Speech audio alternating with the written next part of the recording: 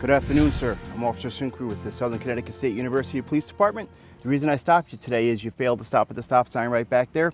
So can I see your license, registration, and insurance, please? Oh gosh, I didn't see the stop sign. I apologize. It's in my pockets. Can I grab it from my pockets? Sure, go right ahead. And just your registration and insurance, please. It's in the glove box. Can I grab that? Sure, go ahead.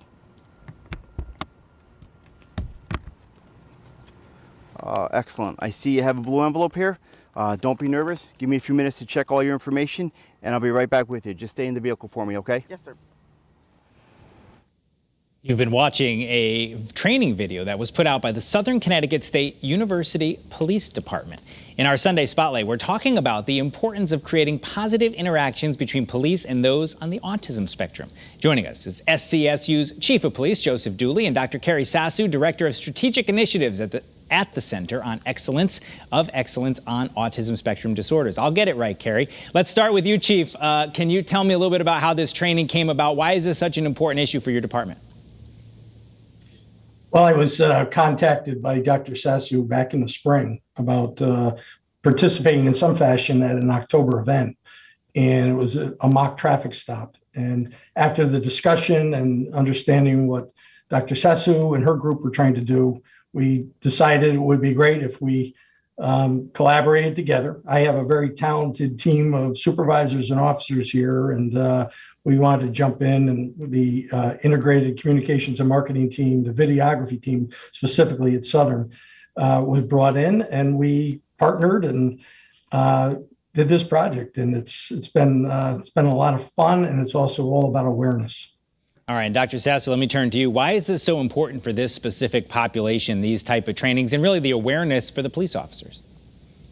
Yeah, so, individuals with autism are a very diverse and heterogeneous group, but they do share some common characteristics, especially as it relates to expressive and receptive language. So their communication styles may be somewhat unusual or atypical. So they may have some limited eye contact or delayed response time, among some other challenges. And those types of communication difficulties can certainly impede an interaction with a police officer or be misinterpreted.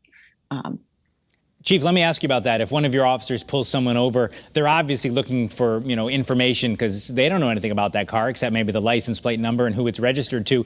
If there is something like, not making eye contact or being hesitant in answers, it could easily be misinterpreted. Is that the concern?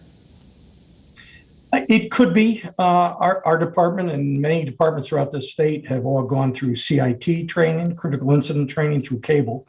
It's a wonderful program to go through. And the autism spectrum is also one of the elements of that course. So this is just another tool to assist with it.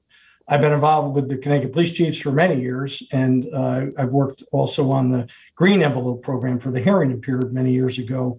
And I believe the blue envelope is probably about 2 years now, but some people don't know about it. And that was evidenced by some of the comments made on Saturday and subsequent comments since you ran the story. Tell me about that blue envelope, Chief. That's the signal to the officer that when the person goes to get those documents, I see that blue envelope, and it's a trigger, right? What does that mean to the officer?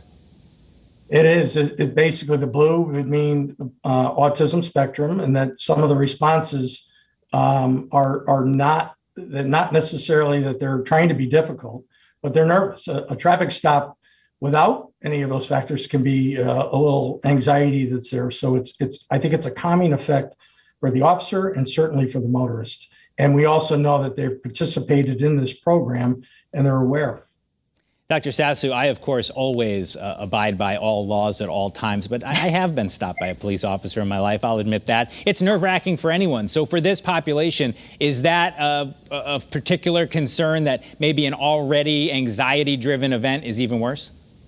Yeah, exactly. I completely agree with you. I am a law-abiding citizen and always follow the rules of the road.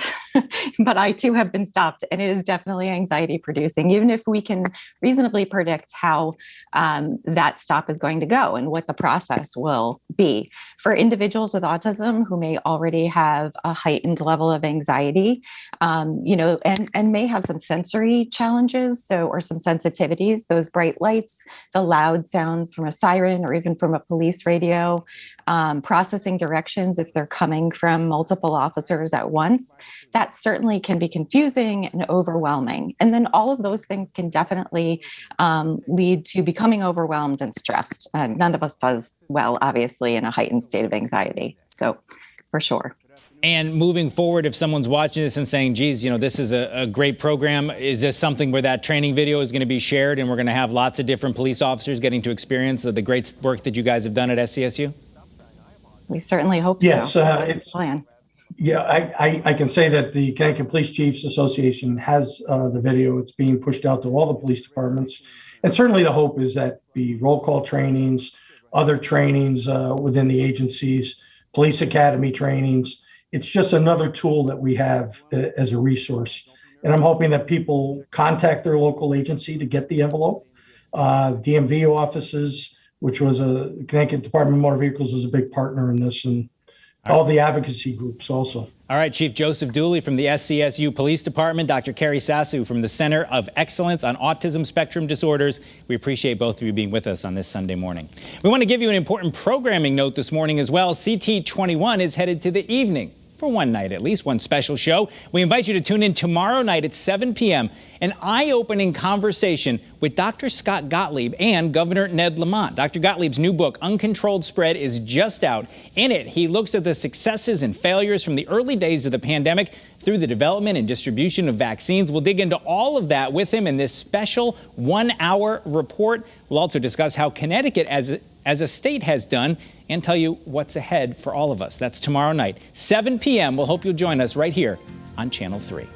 That is our regular CT21 for this week. CBS Sunday Morning with Jane Pauley is next. Have a great rest of your weekend. I'll see you back here tomorrow night.